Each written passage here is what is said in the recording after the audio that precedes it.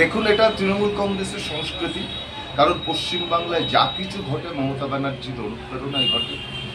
সেই ছাত্র আজকে একজন শিক্ষার্থী, তার হাতে কোথায় পেন থাকবে, তার হাতে খাতা থাকবে, তার হাতে বই থাকবে। আজকে তৃণমূল রাজত্বে তার হাতে অস্ত্র থাকছে, কারণ তৃণমূল মানুষকে বিপদগামী করে তুলতে চাইছে, যুব সমাজকে আজকে ধ্বংস করতে চাইছে। রাজ্যের বিভিন্ন অভিভাবককে বলবো যে তৃণমূল থেকে আপনাদের ছেলে মেয়েদের সরিয়ে রাখুন, কারণ আপনাদের ছেলে মেয়েদের ভবিষ্যৎ তারা জর্জরে করে দেবে। কারণ তাদের হাতে আজকে আগ্নেয়াস্ত্র আসলো কোথা থেকে? যে ছাত্র নেতার হাতে আজকে আগ্নেয়াস্ত্র, অবিলম্বে তাকে গ্রেপ্তার করতে হবে, দৃষ্টান্তমূলক শাস্তি দিতে হবে।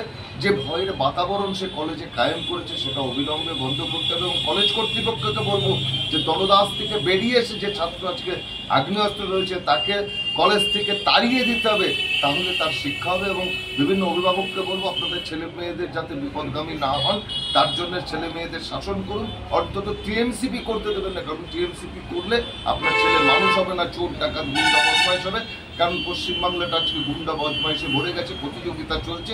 কারণ তৃণমূল ছোট থেকে আজকে গুন্ডা বদমাইশ তৈরি করছে, তাই ছাত্রদের কাছে আজকে অস্ত্র তারা তুলে দিচ্ছে। ধিক্কার জানাচ্ছে রাজ্যের মুখ্যমন্ত্রী। কোথাও তৃণমূল এটাকে অস্বীকার করছে যে না এটা আর্মস নয়, এটা একজন গ্যাস লাইট, বা এটা আমার হাতে ছিল না। দেখুন, এখন আমার হাতে ছিল না এটা তো সে বলতেই পারে, গ্যাস লাইট কারণ অনেক কিছুই বলতে পারে, কারণ এটাই স্বাভাবিক। কারণ তৃণমূল কংগ্রেসের হাতে এত অস্ত্র রয়েছে, সে ছাত্র নেতা হোক, বুথের নেতা হোক, জেলার নেতা হোক, অস্ত্রের ভান্ডার আজকে তৃণমূল কংগ্রেসের হাতে। তাই অস্বাভাবিক কিছু না, তার হাতে আগ্নেয় অস্ত্রই ছিল। এখন চাপে পড়ে সে মিথ্যে কথা বলছে, বিভ্রান্ত করার কথা বলছে। কিন্তু তদন্ত হোক, তদন্ত হলে প্রকৃত সত্য বেরিয়ে আসবে।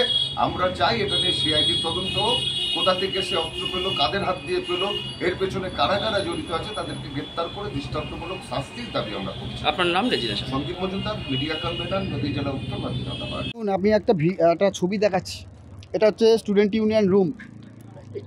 এইটা আপনাদের সবার কাছে আমি পাঠিয়ে দিচ্ছি, এটার সঙ্গে মিলিয়ে দেখবেন আপনারা।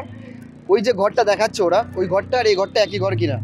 প্রয়োজনে আপনারা এখনই চলুন কৃষ্ণনগর দ্বিজেন্দ্রলাল কলেজে, প্রিন্সিপালকে জিজ্ঞেস করুন যে 1 বছর ধরে প্রায় ঘরটা প্রায় বন্ধ রয়েছে, কনস্ট্রাকশনের কাজ চলছে ইউনিয়ন রুমের চিত্রটা এখন আপনারা নিন দয়া করে। কারণ আপনারা সাংবাদিক, আপনাদের এই সমাজের আপনারা স্তম্ভ। আপনারা যে চিত্র দেখাবেন মানুষের মনে কিন্তু সেই চিত্র গেঁথে যাবে। আজকে বিজেপির কেউ এখানে মুখপাত্র তার রাজনৈতিক সিদ্ধির কারণে যে পোস্ট করে দিল, সেটিকে সত্যতা যাচাই না করে সংবাদ মাধ্যমের কখনো উচিত নয় যে এটা কি ইমরানকে দোষী বলে বলার। কারণ ভিডিওটি 5 সেকেন্ডের ভিডিও এবং 12 সেকেন্ডের ভিডিও এখনও পর্যন্ত আমরা দেখতে পেয়েছি, এবং যা দেখেছি ইমরানকে ওখানে কিন্তু দেখা যাচ্ছে না। সেখানে ইমরানের হাতে আগ্নেয়াস্ত্র বলে টুইটারে দিয়ে দিল, এর ইমরান এখানে হয়ে গেল, সেটা তো নয়। সেই জন্য ইমরান এখন কমপ্লেন করলো এই বিষয়টা নিয়ে, এবং আমাদের সৎসাহস আছে ব্যাপারটা নিয়ে মুভ করার। এবং আপনাদের অনুরোধ করবো আপনার দ্বিজেন্দ্রলাল কলেজের ইউনিয়ন রুমটা একবার দেখুন, যে এখানে কোথাও এরকম পরিবেশ আছে কিনা। আপনারা দেখুন এই জায়গাটা। কমপ্লেন ইমরান করলো, কারণ এর সামাজিক সম্মানও নষ্ট হয়েছে এবং আমাদের দলগত সম্মানও নষ্ট করার চেষ্টা হচ্ছে এটা। তো সেই জায়গায় দাঁড়িয়ে কী নাম, রাজ্য মুখপাত্র রাজস্বী লাহিড়ী যে টুইটারে এখানে পোস্ট করেছে, তার বিরুদ্ধে কমপ্লেনটা করা হলো সাইবার ক্রাইম পিএসএ এসপি অফিসের। এবং আপনারা দয়া করে আপনারা প্রিন্সিপালের কাছে যেতে পারেন যে ওটা ইউনিয়ন রুম কিনা, কি বৃত্তান্ত। ঠিক আছে, আমার নাম সম্রাট পাল, সভাপতি নদিয়া উত্তর সাংগঠনিক জেলা তৃণমূল ছাত্র।